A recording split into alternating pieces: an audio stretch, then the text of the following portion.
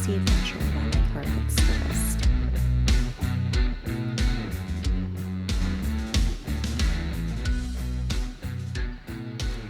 If you're new here, thank you for joining me. My name is Sheena Peril, and I'm a chronically ill author and knitwear designer from the Pacific Northwest. And on this channel, we talk about knitting, sewing, writing, and ghost stories, all while covered in cat hair. You can find links to my books and patterns down below. So the day I filmed this was Saturday, and it was one of those days where everything went wrong from the moment I woke up, which was an hour earlier than I wanted to be up. I had a headache and a knot in my shoulder, and our router wasn't working. Then I realized I'd accidentally thrown out a brand new bottle of ADHD meds because I thought the pharmacy bag was a fast food bag. And I've been trying to sort something out with my bank for 6 months, which got put off yet again to another department. And then by the time I got to the shop, I discovered that while I had reserved a Saturday appointment, the guy I talked to on the phone actually put me down for Monday, so a day I already knew would be long ended up being a lot longer than I thought it would be.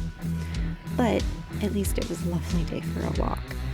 One thing I love about where I live is that we have a ton of trees and we get great fall colors. And since it's the evergreen state, there are a lot of pine trees, so even in the dead of winter, it's still very green here. After dropping off my car, I walked about 2 blocks down to get myself an early lunch of bad Chinese. The food was good, but I hardly consider Panda Express to be accurate cultural representation. Still, it's delicious. This was also the halfway point in my trek. While I was there, I made notes about what I wanted to work on and get done while I was out. And then I was off to stop number 2, Joanne Fabrics, which I did not film because they were pretty busy and I just wasn't sure how successful that trip would be. But I did get yarn for 2 upcoming projects, even if it did take longer than I wanted.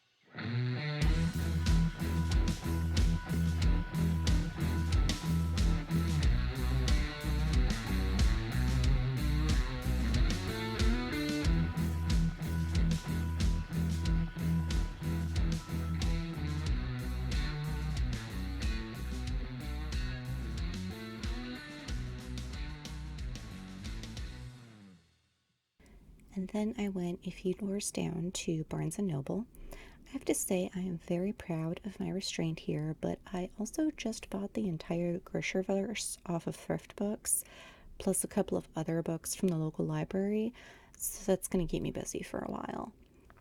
I'm still working on my cozy mystery, but I'm not sure what else to add to book 1, and it's still a little on the short side. So I started outlining book 2 in the hopes that it would give me some ideas. I needed to re-outline that book anyway because it no longer fit with what I had written for the first book, and the few pages I had already written were pretty boring. I spent about 2 to 3 hours re-outlining and brainstorming short stories that I can work into the series. I love all of the characters I've created for this book, so I'd love to do some little side quests in between novels to show what their lives are like when the main character isn't around. One of them in particular has potential for a spin-off series, but that's a ways in the future.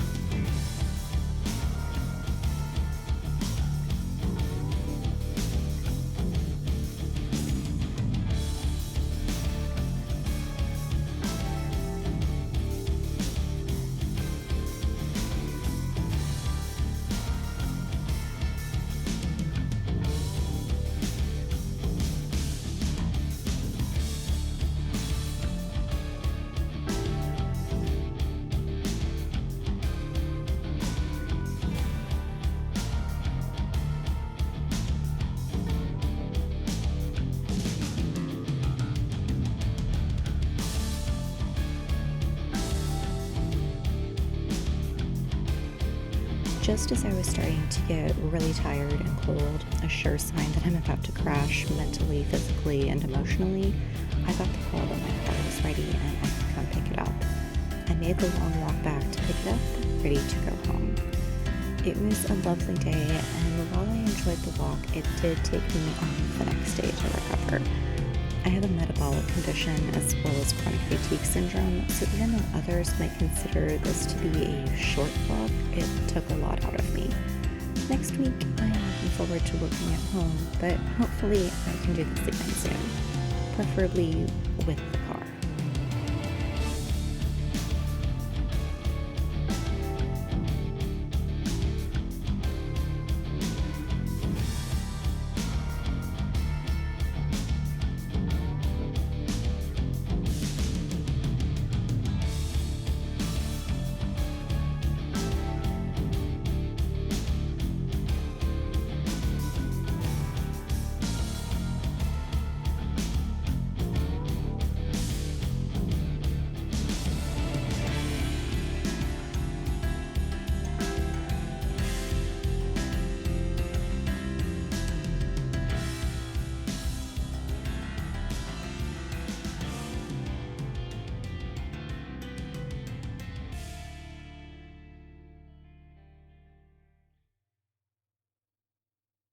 If you enjoyed this little adventure, I hope that you subscribe, like, and share, and come back and visit me next week.